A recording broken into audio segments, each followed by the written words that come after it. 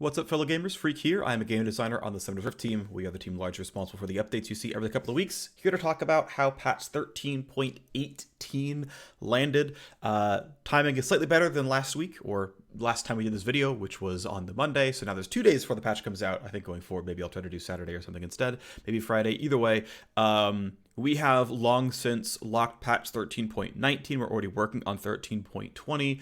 That'll hit PBE in a couple of days, so we'll probably be talking about a lot of the changes there, because there's some pretty big changes in that patch. But here to talk about the lower scope stuff that landed in 0.18. Because of the World Championship coming up, we are trying to learn from the mistakes of the Juggernaut update from way back when Gangplank Mordekaiser ran the show. There's the Pantheon rework one. Ultimately, we are intentionally going low scope for the 3 patches around Worlds, and then stuff that we're working on is going to start kicking off and shipping really soon. So 0.18 is again a relatively low impact patch, but here to talk about what we targeted, what landed, and how well it did. So of course, Briar came out. We did a day 1 micro patch of some buffs. I think these were very good changes: the E damage reduction, the E cooldown. I think that was definitely correct there as well. Also, put in that you should be maxing W, and then Q helped, of course, quite a bit as well. And then just generic power. I think we do intend to do some changes to Briar in 0.19, but regardless, I think this micro patch is actually correct, and especially these changes were very much good and needed for the champion. Okay. Anyway, patch 13.18 still had some decent stuff into it. So we had a fairly large update to Bard that we intentionally wanted to put into 0.18, so that if it was off magnitude, we could compensation nerf in 0.19. But honestly, if we saw Bard as a viable champion that pros wanted to play at the World Championship, then we're pretty happy with that. And so I'm happy to put in QOL positive, lightly power positive Bard adjustments into 0.18, but again, would not have been comfortable doing this in 0.19 in case we were heavily off. We didn't want to have to micropatch just for Worlds. Otherwise, a slew of champion buffs who were largely a bit under. I think every single one of these champions had a sub 50% win rate in generic solo queue, and then the nerfs were aimed largely at solo queue with a couple of champions that we identified as pro outliers, Rel and Zaya being the 2 there.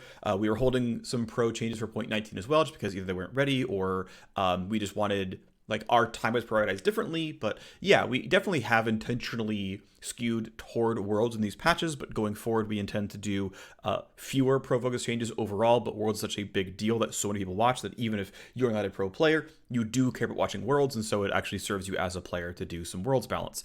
Regardless, I think these were all good targets, and I think we all hit them pretty well.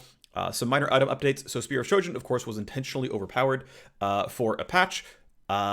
It caught the eyes, it caught the attention. We nerfed it back down to some level of normalcy, and this is basically now a Spear of Trojan, which is about the same item that it was before the changes, except now with a massively increased pick rate and a new cohort of champions. Crown of the Shattered Queen was intended to be a side grade, but a nerf for Azir in pro play. I think it landed pretty well. We'll talk about it specifically when we get to the changes. And then a Stormrazor buff and a Static Shiv adjustment / almost nerf. There's a follow-up Shiv nerf from 0.19, which is probably going to be correct as well. And so we'll go down to each one as it happens. Okay, so Briar, again, launched really well. Really exciting champion, really fun. I've played her probably 10 times now on live. I really enjoy her. She's super fun.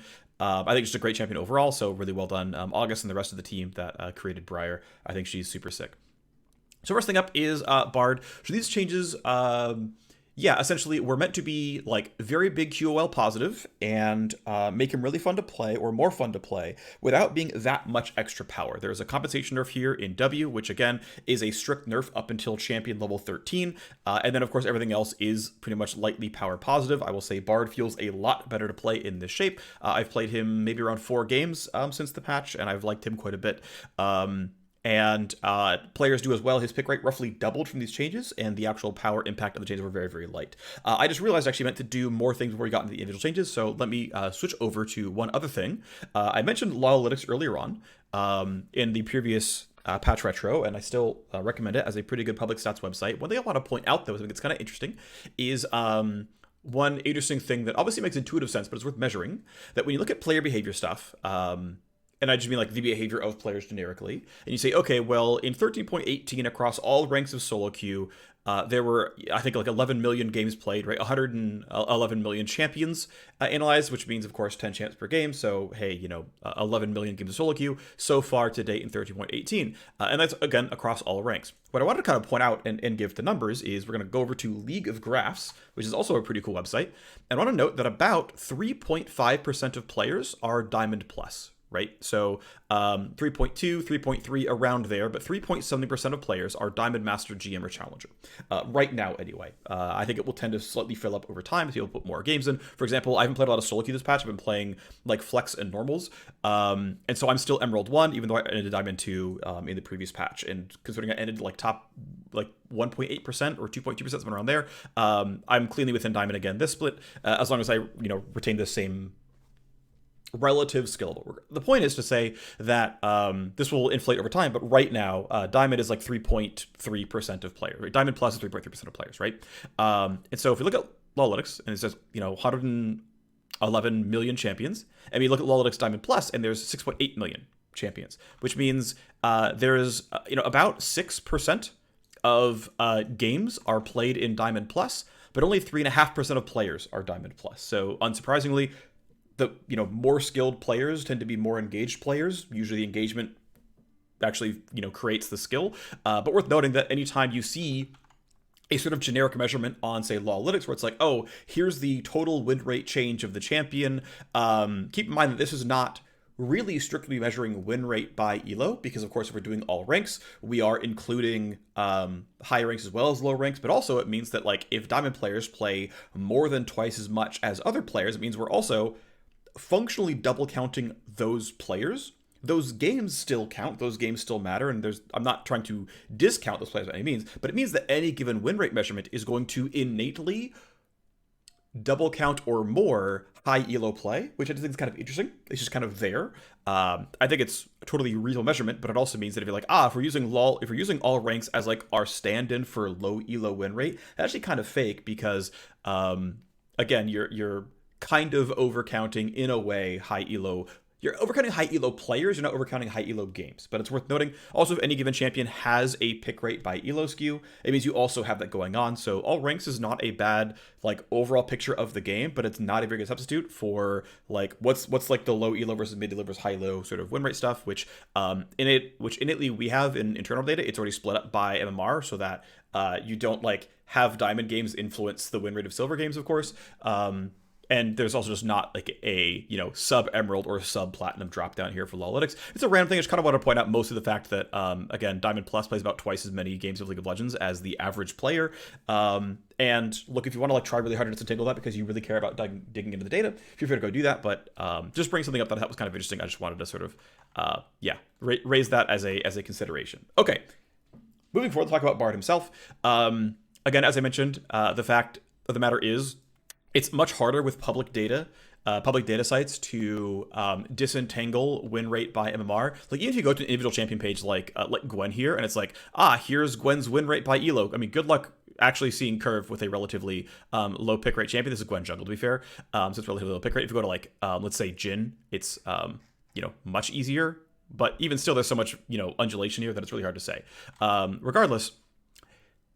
It's very clear, very apparent from internal data that the Bard changes were in fact pretty heavily low elo skewed.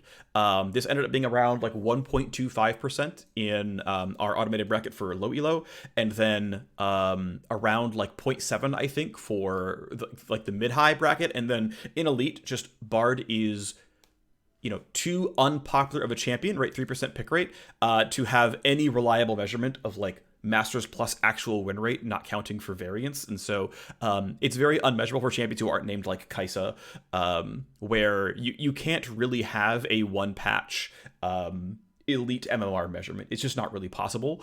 Regardless, though, these changes landed really, really well. I remember seeing Reddit lose their damn minds about how could we dare to buff Bard so heavily, and it's like, oh man, his generic resting win rate is 50.3.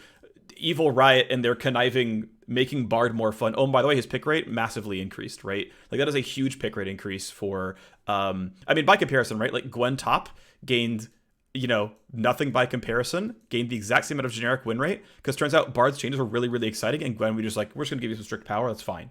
Right? Just like worth noting, right? That like you absolutely love seeing changes like this because it means that the designer raised excitement per power budget extremely well, and that is a huge W to point out. And so, again, I'm going to do this as like my XCS go flame the internet communities thing, but like, I don't know. Would you want the opposite of this change? Right? If you look at this measurement of like what's changed with Bard this patch, would you want the opposite of this to happen to any champion in the game? Go below 50, their ban rate is non-existent, their pick rate drops by a third. Would you want this for any champion ever? Okay, that means the patch was good, right?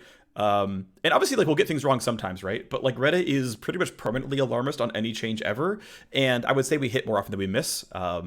And I don't know. Again, I just want to say like these changes are really, really good for Bard, and I'm glad we did them. I had a very light hand in guiding what our win rate magnitudes were allowed to be, and hey, we hit some really good changes, and so that's awesome. We did some really good changes to Bard here, and that's exciting, right? So huge double thumbs up on Bard. Bard changes were super sick. Next is Gwen. I took charge on the Gwen changes. The point here was to say, hey, Gwen isn't very good. It's important that carry top laners. I mean, it's weird thing is like it's important that like everything in top lane is viable. It's like it's valuable that tanks are viable everywhere because that's good for League of Legends. Having structured team fights that don't instantly end because they're not one-shotting each other back and forth makes for a better game of League of Legends. The difficulty is top laners for a long time have felt disenfranchised and low agency, and tanks by nature are a low agency class of champions because their outputs don't require them to have significant levels or gold. Obviously, they can get tankier, and that's valuable. Obviously, they like being more durable, but like, at the end of the day, if you land a Scion ult into Q, it doesn't matter how much AD you have. If your team is around, they'll still kill that target. And, you know, Malphite ult, right, just asks how good are your reflexes, can you spell shoot or flashes or not. Okay, well, he set up the Yasuo ulti. Congratulations. It doesn't matter how much gold the Malphite has, his ult still sets up Yasuo if the Yasuo's paying attention, right? And it's actually the Yasuo's agency that Malphite has. So, you know, it's tough because the more tanks are viable in top lane, the lower agency top lane is, because winning top lane doesn't matter when Malphite is full power no matter how much gold he has. But at the same time, we obviously want tanks to be viable because tanks are good for League of Legends, but also we want fighters to be viable so that fighters can be high agency and feel good that they can take over the game. And you want a breadth of good high agency fighters in top lane because then it means that you don't just see Jackson Twitter every game, you see actually a pretty wide variety, and that's a positive thing as well. And so, hey, the world goes round, and it's tough because kind of everything is good. We kind of want everything in top lane. And again, there probably have to be some structural changes to how top lane interacts with the map, or the map is structured around top lane or something. I don't know. I can balance champions. That's what's sort of in my purview. So I don't, unfortunately, it's hard to fix all this stuff. I have a soft spot still for the Hex Gates that another designer and I added for the April Fool's patch, which I think there's some degree of map linking could maybe be valuable. I don't know, but again, this is just not. I don't have a strong path forward here, unfortunately. Though again, we're certainly aware of top lane complaints, and at least we can buff some champions in the short term. It's something we can do. Anyway, regardless. It's two things, right? It's one, Gwen top wasn't doing very well, and so we can give Gwen some generic power back to say, look, there's a little bit less stress on you timing your W well, and more like you're just allowed to team fight reliably well. 115 health growth is not an unreasonable amount of health growth for a melee champion. This is totally reasonable. I think a completely allowed number to have. And then basically just a monster damage buff here because Gwen jungle is quite bad. We are willing to bring Gwen jungle back.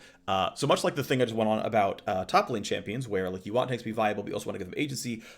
Jungle, I think, is right now a little bit too skewed toward ganking champions and a little bit skewed away from champions that don't really interact with your opponents a whole lot, but eventually have to. I think a worse jungle meta than Rek'Sai, Lee Sin, Nidalee is one where it's just turbo clear, don't interact, full clear jungle constantly. This is like Udyr, Morgana, Rumble, Master Yi. And they don't want to do anything. They don't want to gank. They don't want to be seen in lanes. They just want to farm their gold. And, you know, at the end of the day, they come out 0-0-0 with 10 CS a minute and they win the game. That's an even worse jungle meta, right? So, though we probably do want to swing slightly toward bad ganking, clear-oriented champions, if we swing too hard, the game is just worse on whole. But hey, bringing up Gwen as a viable option seems fine, seems reasonable, seems worth doing. Kind of moving in this direction a little bit here. And so, again, the end result is that Gwen top on average is not doing amazing. I mean, this is a totally reasonable win rate. 49 and change is totally fine. Pick rate still eclipses ban rate. No problems there, of course. And again, even though she got some strict power, it didn't make people go, oh man, I can't wait to play Gwen. That's kind of always going to be the case with fairly simple changes. Seeing sort of one line does not inspire people to go, oh man, let me play this champion, to the way that like a bunch of mechanics change to Bard goes, oh man, I remember Bard, Bard's sweet, and you go do it, right? Like by comparison, right, here's this kind of ulti cooldown nerf, right? Again, a relatively low pick rate change for even quite a lot of power, just because, the more lines you see, the more like you're all like, oh wow, I expect to get a new experience here, let's go do it. Which, yeah, I mean, that's unsurprising, of course, right? Regardless, again, Gwen got an appropriate amount of power. We wanted to give about 1% winner to top lane. Didn't want to make her a, like, on average, too strong top laner. Overall solid, we got what we wanted. Banner moved very, very little. Not a big surprise here. The bigger thing was we actually got Gwen jungle back into the fold. And so let's look at, this is 13.17. Let's go ahead and look at basically what do your 2-item builds look like before and after to 13.18. Oops, I scrolled too far. And one more. There we go. Okay. So 13.17 Gwen, 13.18 Gwen, right? So a couple things worth noting is that in 13.18, people actually moved their builds order more appropriately toward Nash's Tooth. Not only did, of course, the win rate gain hit about 2.5%, which is quite nice. A 48% Gwen is totally reasonable. Keep in mind that Gwen's pick rate went from very, very, very, very low. So in 13.17, it was 0.16%. In 13.18, it became 1.19. So a huge, like, 7x pick rate. 7x the pick rate of a champion is a really, really large change, which means people were clearly in the market to at least try Gwen jungle. People had identified that Gwen jungle was unplayable, so they didn't play her at all. And then it's like, actually, she's playable. And so, there is a playable pick rate here. The banner, of course, is shared between top lane and jungle. So the ban rate overall still lower than her generic pick rate. But it's worth noting that her first item, Nash's Tooth pick rate here, jumped up quite a bit. So this is, you can see, oops, as we go too far, 74% of games became 84% of games. The, roughly, 2.5% win rate gain we gave her is sort of just measured pretty strictly, like, 1-to-1 here in the National Tooth, right? Got about 1% here, or 2% here, no matter what. But people kind of hopping off of Riftmaker, as it seems to be a worse item to the tune of 3%, a worse item to the tune of, about 3%. So people are, doing better with their builds, which is good. People now coalescing onto their kind of thing, but it's worth noting, right, that, like, what I talked about in the previous patch retro, where the leftmost item will tend to have a deflated win rate because people who don't know the champion will just pick what's on the left. Notice the substantial pick rate increase, right, towards the leftmost item when ostensibly it's a bunch of first-time Gwen players, right, on 13.18, they all run towards the leftmost item, right? They all run towards the leftmost item. And what happens, right? Riftmaker gains 3%. Well, okay, to be fair, the win rate difference actually is no different here between the patch, to be fair. So I'll take that one back. They both gain about 2.2. But regardless, like, seems to be the case anyway that again, Gwen clearly gained power. People move towards the leftmost item, and there probably is some level of win rate deflation because of first-time Gwen players. Regardless, though, I think Shane does led her really well. 49 top Gwen, 48 jungle Gwen, I think are totally reasonable win rates for her, and it's overall, pretty positive change. Next up was a very light change to Aurelia. Not much to say here. Aurelia gained some power, 0.3% in both roles. Again, the easy rule of thumb is 10,000 games is plus or minus 1% win rate. A million games is plus or minus 0.1% win rate. So you're seeing a couple 100,000. It's, between 1 and 0.1. Your sort of variance here at this point, 400K. We definitely did land about this size of buff, especially with top and mid. One thing worth noting, sort of minor, is the 0.2% pick rate increase versus the 0.4% ban rate increase. Keep in mind that she is an equally popular mid laner and top laner, which means it's actually a 0.4% pick rate increase, because it's basically 0.2 in both roles. And so the pick rate actually went up as much as the ban rate in flat amounts. But by a percentage, right, we ended up getting a in total a 5% pick rate increase for in total a 2% ban rate increase, or a 3% ban rate increase. So, that's always nice to see that we're incentivizing early players and not incentivizing bans quite as much here. But again, this champion is pretty much fine, right? 49 and change is a totally reasonable win rate for a champion to have. And so not much to say here in terms of short-term balance changes. I know I've seen plenty of complaints around Aurelia having a like being really, really, really tied to Bork. That is obviously a bigger change that you can't just do a one-line change for, but hey, maybe at some point we can investigate if it really becomes a high priority champion of, can we lower frustration? Can we raise satisfaction? Wouldn't that be nice? Wanted to actually bring up just this thing here, right, which is the pick rate, ban rate stuff. This is mid lane. This is mid lane rally. You can see pick rate went up by, again, 0.2%. And then if we look at top lane, right, 3.58, 3.76, again, went up 0.2% here as well. So that 0.4% banner increase is, right, 0.2 is because there's an overall 0.4% pick rate increase. So random thing there. Wanted to point out that I think the changes were good. Again, the magnitude was not very large here, but I don't think she needs much more, so it's fine. And again, the direction I think of having a normal ult cooldown was also more than reasonable. Next was Jarvan. Of course, Jarvan was a very big winner. He moved entirely over to the Goredrinker Shojin build. That was obviously very, very beforehand on him. So not only did Goredrinker and Shojin get buffed, people started going to that build. Obviously, he's using 2 items that got buffed. He's going to do really, really well. This is now his core build, which is somewhat intended. Shojin got nerfed. Jarvan got nerfed. He lost a decent amount of win rate here. So you can see Jarvan lost 1.86%. It dropped his pick rate by about a third. It dropped his ban rate some. Ban rates tend to lag more than pick rates do because, right, the only people who are dropping off of Jarvan, sorry, I guess junglers specifically are going to be like, oh, I saw Jarvan patch notes. I play Jarvan. I know what this nerf does. I know what the Shojin nerf does. Okay, I'm going to stop playing Jarvan. Whereas anyone could just be like, well, I know Jarvan's OP. I'm just going to ban it. And I'm not thinking about it. And maybe I don't read the patch notes. And so people on average will, I think ban rates will always tend to lag behind pick rates. That's just kind of a thing that is true. Here's some Jarvan win rate data, right? So 51.7 on first item Goredrinker certainly is fairly high. Some of his win rate is deflated by bad builds. So his second most common first item is Eclipse, which is not doing very well. It's at 49.7. It's obviously like 2% lower than Goredrinker. Goredrinker is clearly the best Jarvan build. Going into Shojin, not everyone's going Shojin yet, so there is room for more Jarvan nerfs if people start, getting better at the builds. Again, people, have they hop up Eclipse, so there is room to nerf him, but I don't think it's incredibly pressing. He's like kind of good, and that's okay. As you can see here, right, the win rate, you can see the pick rate, right, drops really, really quickly, and then it like very lightly keeps going down, but not to a huge degree. And you can see the ban rate is a much more gradual drop, right? You can see the precipitous pick rate drop here, and then it's like it's like very clearly an L shape, and this is like much more of a gradual curve because the ban rate is still declining day by day, despite the fact that pick rate is largely flattening out in a lot of other cases here. As I said, right, ban rates are going to be slow decay, and so it's going to keep going down, because it's just how it works, right? Like notice how right, this pick rate spike was like actually quite quick, and then it sort of plateaued. Right? It's like, actually, we're kind of fine here. You can see the ban rate just kept climbing, like all throughout the patch, right? It took longer and longer for people to realize, oh, wait, no, Jarvan really is as good. Oh, I should actually ban him, right? So you see like the difference in curves here between ban rate and pick rate, and it's like, yeah, look, ban rates just do lag, right? They just do lag. So anytime you like see a change, you're like, well, the ban rate's still high. It's like, yeah, well, I mean, day 2 of the patch, the ban rate, like, of full power Jarvan was still lower than it was like day 2 of post patch, right? So ban rates lag, right? So just in case to bring up to point out, it's a thing, right? Let's keep that in mind, right? Just a minor thing there. I just want to bring that up. Okay. But again, win rate rise, right, landed pretty well. I mean, 51 and change is acceptable. We could bring Jarvan lower, to be clear, but I'm also not convinced that this has to go down. Someone has to be above 50. It's kind of okay.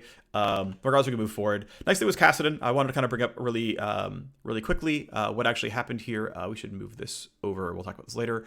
Okay, so Kassadin is just in the patch notes because this got buffed. It was an accident back in 13.15, but ultimately it went live, and we're comfortable with his power level, so we're leaving Kassadin as he is. But just bring it up in the patch notes. Say, hey, by the way, this buff actually happened. Just so you know, right? And worth noting that this actually had, right, 30.17, 30.18, a meaningful pick and ban rate increase. 0.1% is not huge, but the ban rate going up by 0.2, right? Like, this actually had a measurable impact on Kassadin's pick and ban rate, just acknowledging that there were, in fact, changes. Right, you can see, here's the pick rate spike, right? Like, it had an actual impact in the changes, right? You can see people identified that Cass was actually pretty good. They were reminded that he was actually pretty good, and notice that it actually trends back down towards the old ban rate because, of course, this was his actual power level. So obviously, some people do read patch notes, but worth noting, right? It's you were already playing against this version of Kassadin. You're like, oh right, someone told me he's kind of strong, and so the pick rate spikes, the ban rate spikes, and then people go back to immediately old normalcy. I just find that interesting, but it's very clearly a thing. It's very clearly real. So there you go. Next change we did was a make good change on Kayn. As mentioned, around somewhere in this context, though we nerfed Red Kayn because we nerfed the W, Gordon got buffed, and so he didn't actually gain any more significant power. My understanding is these changes were actually elo skewed in the way we wanted. Of course, we can see that Kayn lost 0.5% win rate. What does that mean? Well, it means we nerfed Red Kayn specifically. And so 30.17 versus 30.18, we can see that, right, this was about 0.75% win rate above with Gore Drinker, and now the builds are quite good here. You can see, significant flattening here. Gore Drinker first versus Duskblade Thirst has basically the exact same win rate, so we hit win rate magnitudes pretty well. Sure, it looks like Blue Kayn is slightly more popular than Red Kayn. That's fine. But you can see, this as a surrogate for build strength. We kind of hit the numbers we wanted to overall. Nothing much to say here except that, yeah, this build seems more than reasonable. Worth noting that 13.18 people are moving over to some Shojin stuff. As people slowly acclimate to this item being good, we can follow up further down the line. But ultimately, we, for the longest time, just had a world where the generic fighter item was Black Cleaver. And so every game always had fighters shredding armor from tanks, which would make tanks feel squishier than they probably wanted to. And it meant that any other physical damage champions were just better because every time you ever played League of Legends as an AD carry, your fighter was shredding 30% of the tank's armor for you, and so you just were stronger than you would have been otherwise. And for a long time, we said, like, yeah, it's fine if fighters generically build Black Cleaver. They have a strategic niche, they help team fighting, and that's not necessarily wrong. Like, to be clear, I'm not trying to actually lambaste that sort of soft acknowledgement that Cleaver is going to be the ubiquitous fighter item. I think it's actually okay to say that, yes, fighters are actually going to be natively good at killing frontline. That can be okay. But it does have the result of saying that, then on average, AD carries also just do 15% more damage than other classes because the fighters shred for them. And the more fighters allowed to have other items that are maybe selfish, right? Things like Shojin.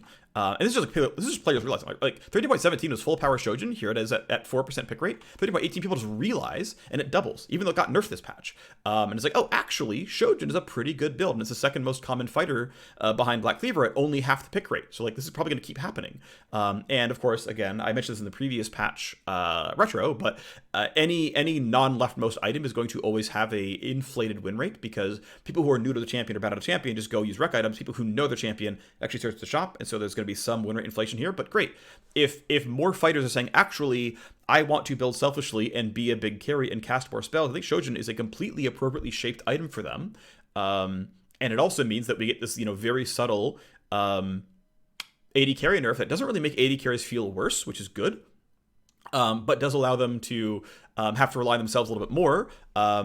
And hey, if we can give AD carries individual agency, that's generally a positive compared to them being just the best win in team fights, which is a really pro-skewed kind of output. So kind of minor stuff there. It's a bunch of kind of sporadic thoughts, but yeah, the shape of his builds look good. And again, we kind of hit the win rate mags that we wanted to, so that was a pretty good change as well. We hit Kayn successfully on this patch. Next to the change to Kennen. So a pretty strict buff to Kennen's E Lightning Rush being minus 20 energy for levels 1 through 13 or 2 through 13 or whatever. And then level 11 and 16 getting a Slicing Maelstrom buff. Kennen was a pretty underperforming top laner for generic solo queue players. Kennen is a pretty high elo skewed champion. In general, ranged bullies in top lane tend to be that. So, maybe there's a world where we can try to make Kennen less of a lane bully and give him more of a team fight presence and something. But end of the day, whatever the results were, that Kennen gained quite a bit of power. He's the biggest winner of the patch, and his generic solo queue win rate is nothing to really write home about.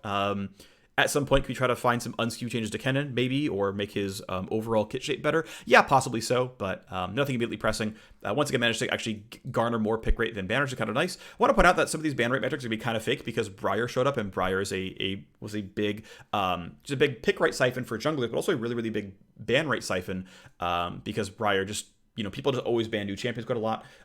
So you're always going to have some level of sort of fake ban rate deflation as a result. Okay, moving forward. Rel. So I did the Rel changes, basically just nerfing Rel, saying that, yeah, we're allowed to nerf your move speed. We'll start with something moderately sized. I mentioned this in the previous patch, but Rel had I mentioned it in the patch preview, I think, for 0.18. Oh no, it was the Pro is hard to balance for video, which was a week ago or so, and it was basically that Rel had gotten actually several nerfs that weren't obviously nerfs in the patch notes. The primary one being a bug fix to how her shred worked before and after her damage, and this ended up meaning that her win rate has actually gotten to a pretty reasonable spot pretty quickly. And so just trying to put down another nerf that like reads as meaningful, even the fact that it's 2 lines helps. But, basically putting down another nerf that reads is fairly meaningful, that players will hopefully react to and kind of hop off a little bit, because, this is getting Rel to like a pretty reasonable spot so that, her on average win right now is actually very, very fair. Obviously, Rel is still fairly elite skewed. If Rel ends up being the number like 3 or 2 tank in Pro, I think that's okay. If your champion is elite skewed, you probably expect them to be seen in Pro. And, I want to try to, I think, balance the game for as many people as possible. So, can we get to the state where, a champion is viable at least somewhere and not overbearing anywhere, and that's kind of the hope, right? And if Rel is the number 3 tank, then she's not overbearing, and that's fine. Look at her pick and ban rate metrics. Of course, we lose some pick rate, we lose more ban rate. Again, ban rate lags, so this will probably tend to continue going down over time. But Rel, again, is a completely functional champion, right? This is her resting average win rate. Keep in mind that she is played more in Elite than normal, so we're, again, further extra counting the Masters Plus games where she is most successful. So, we are sort of quote unquote over measuring how successful she is in high elo here, which still puts a 50% win rate resting. Again, there's a lot of discussion that can be had around how do you want to use win rates overall, but this seems like a very reasonable number to put this champion at, and the fact that we dragged out more ban at the pick rate is probably a good thing overall, and so I'm pretty happy with that one. So overall, I think solid change to Rel here. Next up was Senna. This is another one where I'm going to call out that there was a bunch of alarmist sentiment on Reddit, and it ended up being completely fine. Again, we'll get things wrong sometimes, and I'll admit when we get them wrong, and I'll admit when Reddit gets it wrong and we got it right. In the case of Trinity, we were clearly over mag, and we have more nerfs in this patch, for example. But hey, Senna no longer has a bad crit strike damage reduction. And just for funsies, your W now applies a stack to people around the target when it roots, so that you can kind of do the follow-up, get your percent health damage, get your stack, and feel a bit better about that one. This is, of course, kind of a feels good, but not a ton of power. This one, of course, a meaningful amount of power. I said in the patch rundown that it wasn't going to be a very big deal, and it turns out it wasn't. So we look at Senna in bot lane, and okay, Senna's support is, was already fine, and is now, like, I don't know, good, slightly tuned, like, sure, she gained win rate, if you didn't need a ton of win rate. Worth noting that, again, a million games is a 0.1% win rate variation. So yeah, she's definitely sub 51 on average. I believe the champion is lightly elite skewed, but we got a ton of pick rate for not a lot of ban rate. You can see her pick rate is triple her ban rate. That's really good. In general, that's a positive thing. It means that people really like playing Senna, and people aren't terribly frustrated by Senna. Again, we bring out the fact that Briar is eating some ban rate from everybody. That's going to definitely be the case here. But again, any step where your pick rate is above your ban rate, I think is really valuable. The reason I bring this up several times is because to me, the way to design a PvP game like League of Legends is like balance isn't I brought this up earlier, but I'll bring it up again, which is I don't think balance is the number one goal. Balance is a tool for making a better game. Like that's the end of it, right? The short of it is balance is a tool for making a better game, but is not the point of the game. The example I used last time was rock paper scissors. Rock paper scissors is perfectly balanced and less fun than League of Legends on average. And it basically comes out of the fact that, like, yeah, League is a game that is meant to be satisfying to play. And it being satisfying to play is a bunch of things. It's your agency over winning and losing. It's how fun your champion is to play. It's how fun or frustrating your opponents are to play. And we have a pretty good lever. This is not one-to-one. This is not literally how frustrating is the enemy champion. But ban rate compared to pick rate and win rate is a way of saying, well, they're in my games a lot. Do I care? They're in my games a lot and they win a bunch. Do I care? They're in my games a lot and they don't lose. They don't win a lot. Like, here, they're in my games a lot and they don't win a ton. Do I care? Here's Gwen. They're in my games a little bit. They don't win very much and I don't ban her all that often. Like, these are all measurements that are totally reasonable. And then, here's Aurelia, right? Where, she's in my games some, she doesn't win that much, and I ban her quite a lot, right? Like, Senna is in more games than Aurelia, wins more games than Aurelia, and is banned less than 1/3 the time of Aurelia. This does not mean Aurelia is a bad design and Senna is just clearly a better design, but it's like, this is what players have told us that they don't want to play against. And there could be a lot of reasons why you don't want to play against it. This could be that they counter your champion. enchanters ban Blitzcrank a lot because Blitzcrank is a clear, obvious counter. And then similarly, a lot of tank players ban Morgana because they don't want to play against Morgana. They feel like she shuts down tanks too well. And this could be entirely accurate. I'm not saying this is wrong. And again, banner is not just I'm having less fun. It's I'm making a strategic choice because this champion is good against my champion. It's totally understandable. Jax players ban Malphite a lot. Of course they do, right? So it's not one-to-one, to be clear. You can't apply this literally everywhere and it's perfect, but on average, it's a pretty good first look. And it's like, yeah, Senna is clearly powerful, is clearly popular, and players are generally fine playing against Senna. And so if, as a balance strategy, we say, well, actually, we're going to leave strong the kinds of champions that people are comfortable playing against and like playing, probably makes League of Legends a more fun game overall. Right? Here's Thresh with a huge pick rate ban rate skew. Here's Sun with a huge pick rate ban rate skew. Here's Bard with a huge pick rate ban rate skew. Rakan from a couple matches ago is strong with a huge pick rate ban rate skew. Like, these are the kind of champions that people clearly like playing and clearly don't seem to mind playing against. Should we not just reward these champions? And I'm not saying that this is 100% going to be the strategy going forward. I can't even make that call, really. But like, that seems to make sense to me. And it's something that I'm willing to kind of keep pushing my thumb on the scale and saying, well, I think we're okay leaving Rakan as strong because people don't seem to mind playing against him. And there's an argument for staleness, potentially, but any champion like that, I think, is relatively reasonable as a sort of strategic look. So here is Senna's support and what she is doing in the current game of League of Legends. Right, here are her builds. It's largely lethality. That's not a big surprise. The crit builds got a bit closer here with Kraken Slayer and whatnot. RFC is now comparable with Eclipse. Okay, wonderful. But hey, here's Senna. She seems to be just fine. We can also look at Senna AD carry. So this is Senna bot lane, 13.17 versus 13.18. As you can see, the win rate went up a lot by a whole 2%. We'll look at pick rate a little bit later, but the pick rate didn't move all that much. But one thing I want to point out, actually, is her build shifted by a lot. So it was Kraken, then Eclipse, then Shiv, and then way down here with a sub 1% pick rate is Stormrazor. Then we go to 13.18, and it's Kraken, then Shiv, then Eclipse, and a 6% pick rate Stormrazor. And so, of course, Stormrazor got strictly buffed, so of course people are going to go look over at it. But, Senna ADC is doing reasonably well. And you can see you can use Kraken Slayer with, to be fair, this is like a more than 0.5% win rate variance because there's only so many games here. But you can see that, okay, it gained 2% win rate plus or minus almost 1% via variance. But you can see Shiv, right, went up 1% win rate with plus or minus 1% win rate variance. Generically, the champion probably gained about 2%. So, somewhere around there is probably actually accurate. But people are like, oh, actually, the non-attack speed reliant energized items might be good on Senna, because of course they are. Senna still has a very, very bad attack speed ratio. She doesn't actually want to get a ton of attack speed. So it turns out she really should be going for the energized items, and she should be doing the energized builds. So Shiv or Stormrazor into RFC or IE or Quick Blades. And by the way, I've always been really, really partial to Quick Blades RFC when I was playing support Senna. I would do a lot of Eclipse or Duskblade Yomu's into Quick Blades RFC was like a build I would really, really frequently do back in the day.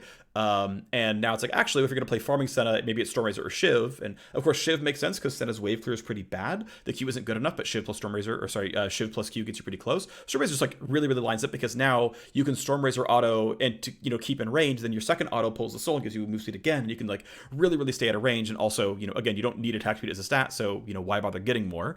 It makes your first auto good. Like there's a lot of reasons why Stormrazor is quite good, but Shiv gives you wave clear, so hey, make your choice.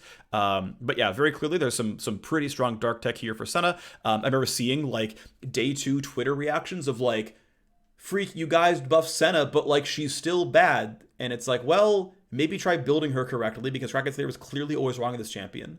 The fact that honestly Kraken Slayer has held on to Senna for so long is wild to me because she's so explicit in how little she wants attack speed. And people just kept going Kraken Slayer Rageblade for so long. And I can understand not wanting to go a lethality build because if you want to be more attack focused, you might want a different stat. But like clearly low AS crit builds are the build you should actually be going for. And people are going this direction, which is good. So it might be that, eventually we have to slightly tap down Senna again because it turns out these builds are a little bit too strong. But when players actually acclimate to these builds and they're building correctly and these builds are actually strong and we can see maybe 2-item Senna with Shiv IE is really 54% win rate 2-item build, that's quite good, of course.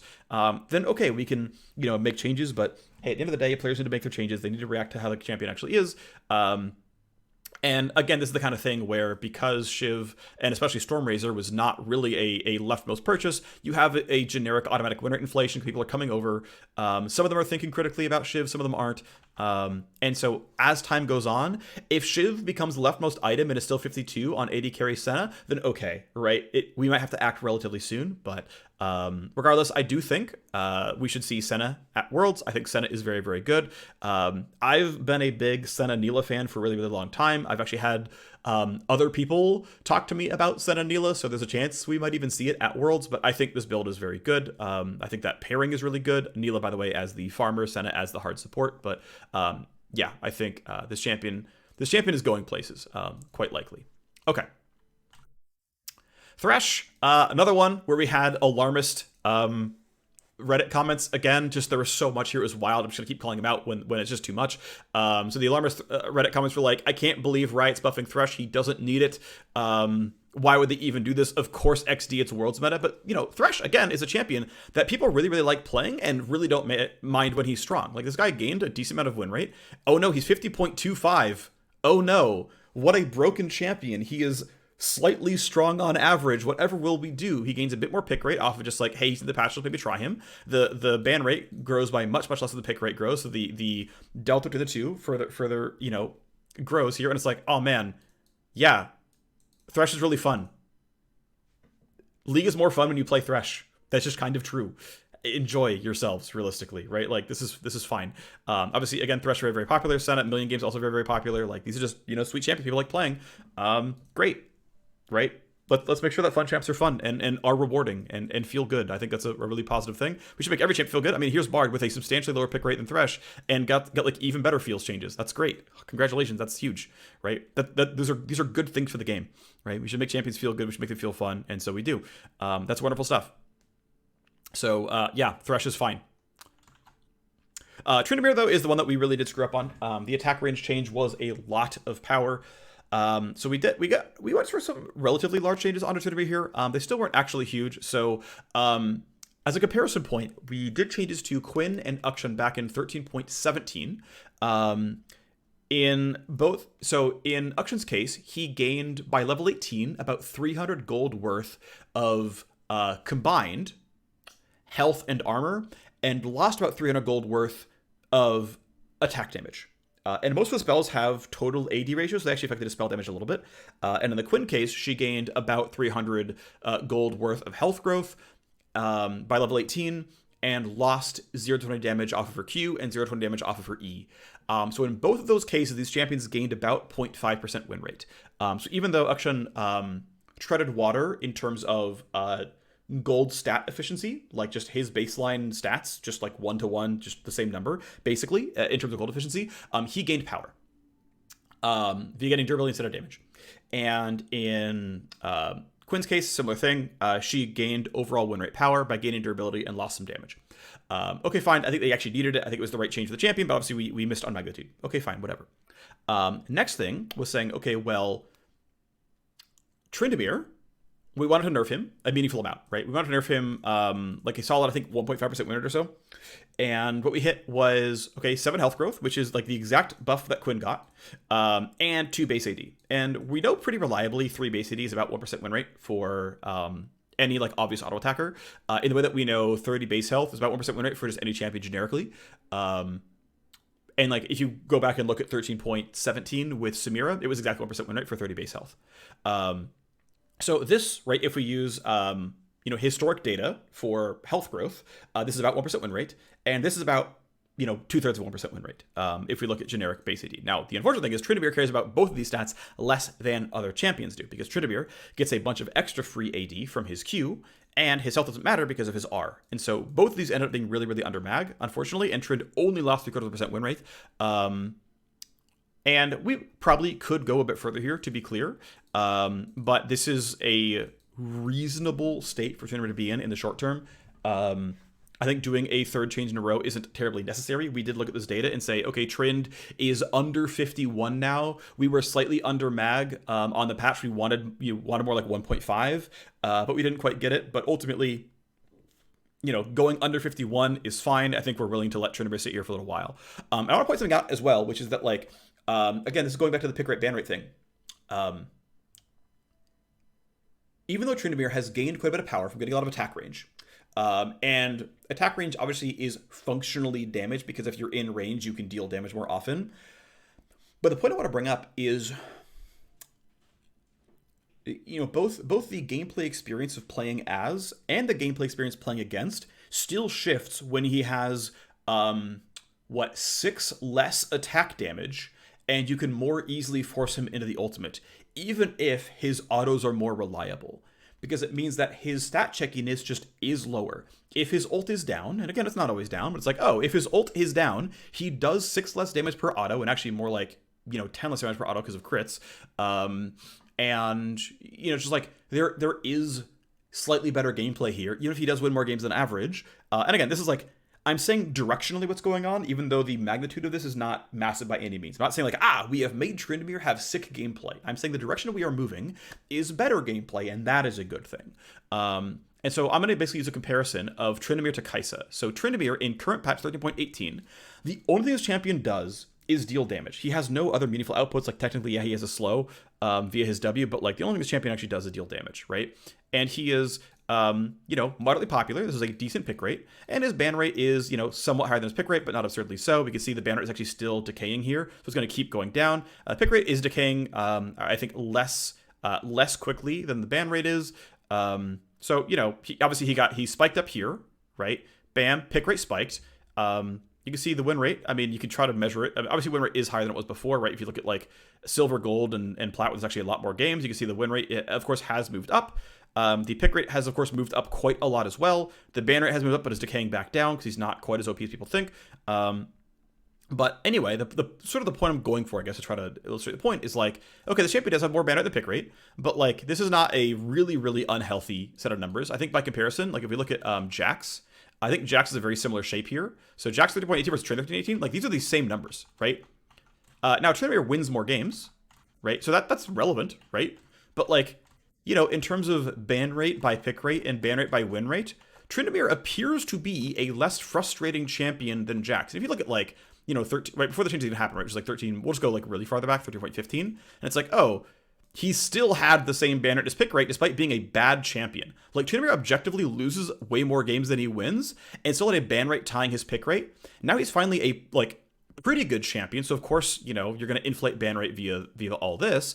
And then, right, here's Jax in a state that was, like, really similar to old Tryndamere, which is 48 and change. And it's like, Tryndamere is maybe innately a less frustrating champion than Jax using this kind of measurement. And again, I'm to be clear, like jumping through hoops this way.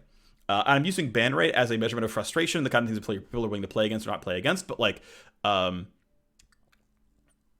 do think we are slowly increasing the gameplay quality of Tryndamere by giving him more than just, I must be able to stick on you. If I get the Bork slow, I win, or the Stridebreaker slow, I win. And I just stat check you every day. Like, again, we could probably move Tryndamere down towards 50, right, to be clear. But another comparison is Kai'Sa. In this sort of pick rate, ban rate thing, where like Kai'Sa is incredibly, incredibly popular, a completely reasonable power level as a champion, and again, people just have better things to ban. Obviously, some people find Kai'Sa frustrating. I mean, she's certainly very, very popular, so it's no surprise that a very popular champion gets a big ban rate. But like, again, relative to how popular she is and her power level being totally reasonable, like people are kind of chilling with like, yeah, Kai'Sa's allowed to be in the game. She's like pretty good and very fun, and that's fine. So, again, I think we'll keep seeing this ban rate trickle down. I don't think it's going to reach 2% again by any means, but the gameplay quality of Tryndamere, I think, is improving, and that is a good thing, and so I'm glad we're doing that. Move that over, and we'll bring that up later. Okay. Anyway, I think it was a good change. So next up is Xayah. Xayah's actually meant to be next. I goofed. Xayah has been, for the last couple of patches, the best pro play AD carry. And we know a very good pro play lever is nerf early game, buff late game, or specifically, really, it's nerf laning phase, because pro play is really, really sensitive to how strong the laning phase is. Now, it's a very good lever, but we can't use it everywhere. I think if we constantly say, okay, every single champ that's ever a pro play champ, we just make them a late game champion, you end up getting to a state where just every champion has the same power curve, and that's worse for the game. There's some degree of like, yeah, some champions have power curves, and this is accepted, and this means we're going to have early game champs in pro play more often than not, and, you know, these champions are going to be elite skewed because elite games end earlier, and this is all just going to be true. This is going to be the case. And to a certain degree, that's okay, right? There is an amount we're willing to eat. And so, you know, some champions like Azir are like 47% win rate in every elo that's not Masters. Or sorry, every elo that's not like GM. He's like 47%. And he's still like the number 2 mage in pro play. So, you know, we have to eat that because, you know, Azir is a really, really high skill cap champion, so it's kind of expected and whatever. That's fine. This is just how it is. This is how it's going to work.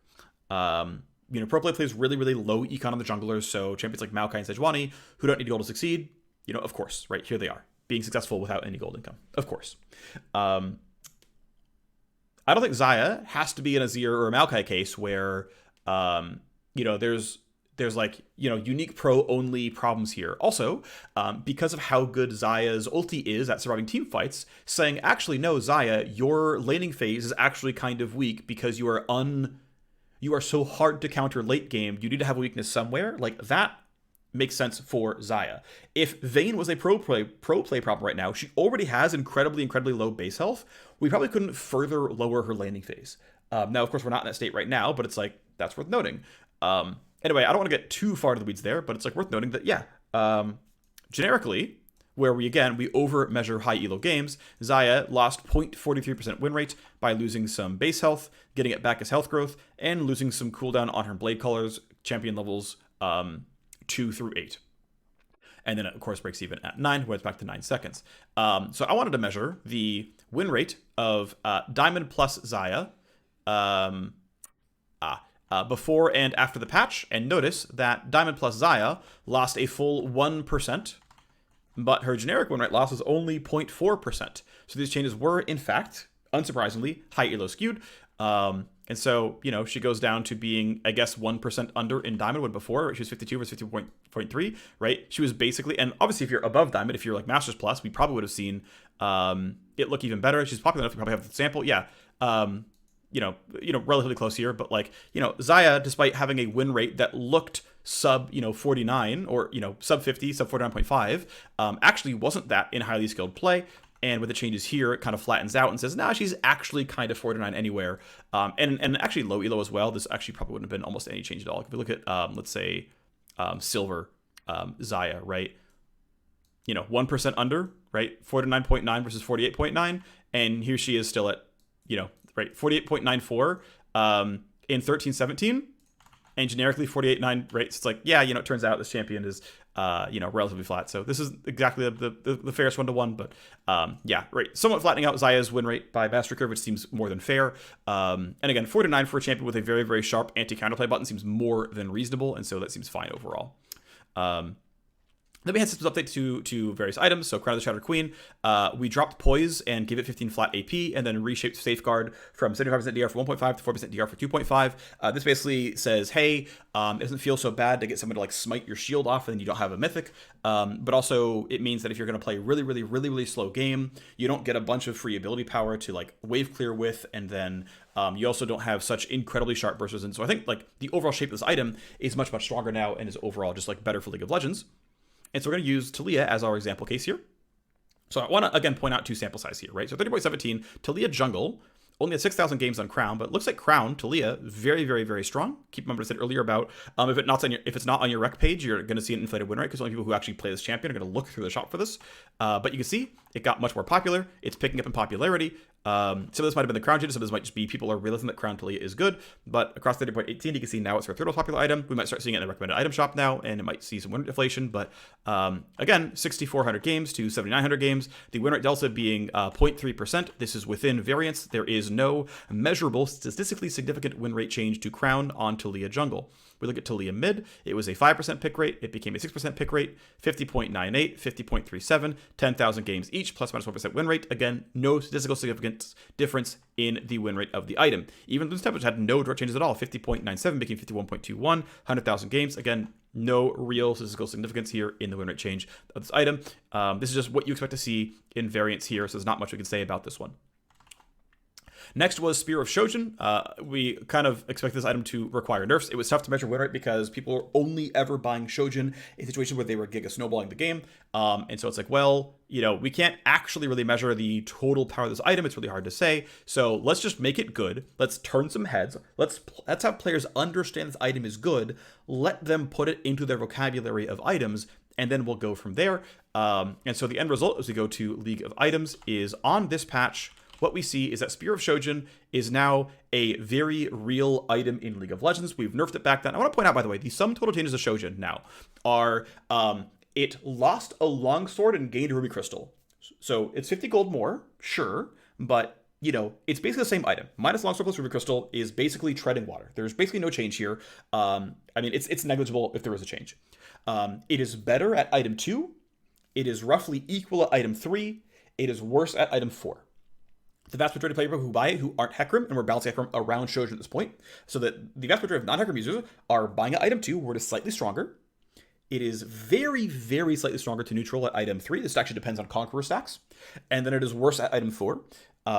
So the change in the passive is lightly power positive, right? Lightly power positive, and the stat change is also very, very lightly power positive. But the end result has been a very, very large change in overall player behavior, that even this item got nerfed by 5 AD, it only dropped 3% pick rate because people have realized this item is good, and so now we are seeing quite a few Shojin users. I guess I'll step back because I actually had a thing for Crown here as well, but ultimately what we're going to see here is that Crown, right? Win rate didn't really change very much. Pick rate went up a little bit. People are trying Crown. At the end of the day, we don't expect Crown to be a really popular common purchase. I think it's actually probably correct if Mage is not defaulting to Crown. That's probably a good thing overall. We got a little bit of a pick rate decrease on Azir. Win rate change is arguably here. I think Azir probably did lose real power here. Keep in mind that there's maybe just enough games in Azir that this 0.5% win rate delta is measurable. But for everyone else, you can see like the pick rate on the Mythic is so low that you can't really reliably measure win rates here. It doesn't really do anything for you. So this item will always remain niche, but basically removing one of the rules off the item, making it a little bit more understandably appreciable, just helps people buy it when they think they should. And again, the fact that we have a little bit of pick rate increase, the win rate is more or less treading water here. Overall a positive thing, so I'm happy with the change overall. But again, we're going to talk about Spear of Shojin. So again, pick rate is totally reasonable now. It's actually right where we kind of want it to be, right? It's around Sunfire, it's around Rylai, it's around Death Dance. Like, hey, this is totally an item that is now present in League of Legends. Congratulations. First item Hecarim, right? 50 and change. This is fine. Of course, losing 5 AD off the core Mythic. And also keep in mind, as pick rate increases, right? So we did not nerf Shojin by 1.7% win rate. 580 does not do that. Like, by comparison, if we go look at Stormrazor gained 0.8% win rate for 5 AD. This is actually more appropriate. Like, this is the actual win rate gain that Stormrazor would actually achieve. And if we look at someone like Jhin, which we'll do later, we'll see, again, those numbers. The big thing is that as of this patch, it became Hecarim's leftmost built item. Like, if we look at Hecarim, and we say Hecarim 0.18 compared to 0.17, right? Compared to 0.16, right? So, because keep in mind, the way that the recommended item page works is whatever people built in the previous patch becomes leftmost item on this patch. So in 0.16, the most recommended item was Duskblade, and then Eclipse, and then Divine Sunderer. And then 0.17, of course, we buff Shojin, but the rec items are still Duskblade, Eclipse, Sunderer. But if you play on 17, you say, well, no, I'm smart. I understand, right? Here's Duskblade, Eclipse, Sunderer, right? Here's the same items, and the win rates are trash. And then here's Shojin. You had to look for Shojin. You had to be experienced enough in your champion to understand that you wanted to buy Shojin. And so it was 51.8% win rate. And then we go to patch 0.18. Or sorry, we go the other way. We go to patch 0.18. And now the recommended build path is Shojin or Sunderer or Duskblade. Eclipse is no longer on the list. And what happens at 0.18? Shojin, Sunderer, Duskblade, and you can see Eclipse's pick rate drops to 3.7 when it was 6.5. Duskblade drops a little bit. Sunderer drops a little bit, right? This is 0.17, this is 0.18. But the pick rate skyrockets from 51% to 67%, because now if you're playing Hecarim on 13.18 and you don't know how to play your champion, it's showing up on your rec items pages, and the winner of this item at first goes from 51.8 to 49.5. It's a 2% win rate drop for 5 AD. No champions lose 2% win rate when they lose 5 AD at 14 minutes into the game. Like, right? This nerf does not matter until you finish all the way building Shojin. Some games would end before Shojin's completed, even. 2% win rate drop, because now it's the leftmost recommended item. Right? So, cool. We have a... Now, again, there is still the bias of we did nerf this item by 5 AD, so there is that extra bias here, but you can see a very direct 2% win rate drop because now it's the recommended item. All right, here's the clearest example I have right now for this change. Their rec item has a 2% win rate drop. Wow, pretty big deal. And so that's why, 13.17, I was like 51.8 Hecarim is fake. This is fake. It's not really this strong. And then we go on current patch, and yep, it's 49.5. And again, of course, people are still trolling their builds a little bit here. And this might mean we want to buff Hecarim a little bit in the future, right? Maybe he's slightly weak, but also at this point in time, it's fine. Again, we'll see the ban rate still going down. The pick rate is relatively flattened at this point, right? Right, it dropped with the Shojin nerf, and then now it's kind of plateaued. And ban rate is realizing that, oh, you're right, Hecarim is not broken anymore. We should actually make some changes here. Just kidding, it's fine. Right, it's decaying, and that's good, right? Right, we got a big pick rate spike from his new build, right? Hey, you can stop building mana and go Shojin instead. The win rate change, you can't even tell the win rate change of the patch, right? Right, when 30.17 dropped and he became a Shojin like Stridebreaker user, you see like there's no change in like observable power level, right? None of these have observable change in power level. You have an observable change in pick rate, and of course that came back when Shojin got nerfed a little bit, but like you still had a spike of like people trying. And notice that the ban rate is now going below the old ban rate. So what this happened, right? So what actually happened is Hecarim is about the same power level that he was before, but his style of build has changed, which has retained his pick rate, roughly, and it's now actually trending down in ban rate. We've made him a less frustrating champion very, very lightly, and we'll have to look like much, much longer term, the total impact here. In fact, like we can do, if we want, like we can look at like, just like patch by patch, right? 30.16, ban rate 8%, pick rate 5%, 49. Here, we'll just go compare 16 to 18, right? So the old build, 8% ban rate, 6% ban rate, 5% pick rate, 4% pick rate, 49, 48. So again, this champion actually might need a little bit of power. So, we'll look, right? But gameplay quality, I would say, has arguably increased quite a bit. And indeed, I'm totally willing to give this champion some power if it turns out this guy actually is a little bit weak. But I want to still point out that in 0.18, guess what? He's still buying Mana Mune in 14% of his games. Right? In we'll just skip 16 now, we'll just look at 17 only. But if you look at 0.17 only, Mana Mune, right, was actually his most common second item. In 0.18, it's now only a second most common second item, and we're going to keep seeing the win rate growth happen, because again, right, in 0.17, Stridebreaker was not on his rec item sheet. People had to go search to find it. 54% Stridebreaker, 54% Gore Drinker, and now, right, we're moving up. People are moving their builds over, but like, people are giga trolling by building Mana Mune, but they don't have to anymore. And, as this goes away, people's builds will get better. You can see, right, the two item build of Shojin Stridebreaker or Shojin Gore is like 52, 51, and that's a more than reasonable build, which means, we're going directionally the right way, and this is good. And so you can see, like, again, the one difference between like this not being the rec build and it being the rec build, you can see it go down, not just because of the 5 AD on Shojin. So this is the kind of thing where I still expect his win rate to climb, even though it does look pretty bad, right? Again, it's 48 right now.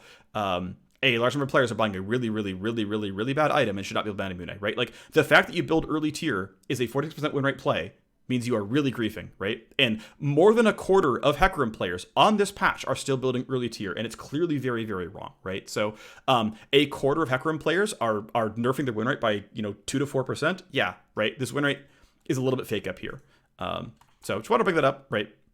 That, again, longer term, we maybe look at Hecarim, but they don't seem to need to at this point in time. Then finally, there's a change to some energized items. Static Shiv gains 5 AD, but loses some energized damage. Storm Razor just gains 5 attack damage. Items will tend to have a pretty strong lag in pick rate. So you can see that Shiv got moved around a little bit. Pick rate went down a little bit. Win rate really unchanged because it was pretty much power neutral. If we look at Storm Razor, pick rate actually went up by quite a bit, which is good. You can see it maybe gained 1% win rate. We'll see. But we can actually dive into the items themselves specifically. So Static Shiv, not a lot to say really here.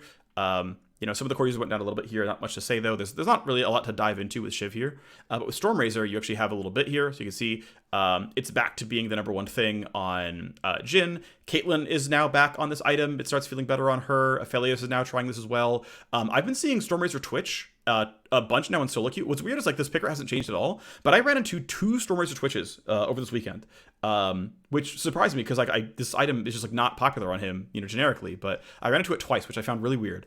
It looked good both times, but it just it's kind of out of nowhere. It just kind of showed up. Regardless, though, we can look at a more example case study, which is Jhin. Right, so Jhin in 13.17 was a 50.64% win rate champion. In 50.18, 50.81. So he gained personally 17% win rate. Right, pretty small change overall. But if we want to look at his overall build construction, you can scroll down and there we go. 17 versus 18. You can see the win rate gain on just Stormrazor first item maybe is 0.4. Keep on having a pretty good number of games, 800,000. So it's between 0.3, 0.5. You can see the other items really didn't change, right? 0.03 on Gale Force, 0.2 on this Youmu's, which much less sample, less than 1/10 the sample. So looks like Stormrazor Jhin is looking pretty decent, right? There is room to go up very slightly. We do just want to buff him because we think Jhin being strong is actually probably pretty good for the game. Again, as a champion whose pick rate is nowhere close to his ban rate. People don't seem to mind playing against Jhin really at all. If we wanted to actually take this as a very serious strategy, we'd have to actually normalize based on role. So this isn't like the end all be all well, his pick rate's higher than his ban rate, so you must be able to buff him. But it's kind of like if we want to take the strategy actually seriously, we'll have to do more work here. But it does seem to be that this champion is clearly not frustrating for his reasonable power level, and actually even here his reasonable power level and everything else. You can see his pick rate goes up very, very slightly. People are aware that Stormrazor being better means you can play more Jhin. And so, a measurable impact in pick rate, a non-measurable impact in ban rate, but he's just slightly stronger. And again, we'll actually give him a real buff next patch, and we'll see what it looks like. But yeah, that kind of rounds out the patch. About 1 hour on this one. Let me know if this was reasonable to you, if you liked the random tangents I went down. But yeah, I think it was largely a pretty good patch. Again, there are some things we missed a very little bit on, but overall, I think it was a pretty good patch. So very happy with it. Thanks for watching. See you next time. Bye-bye.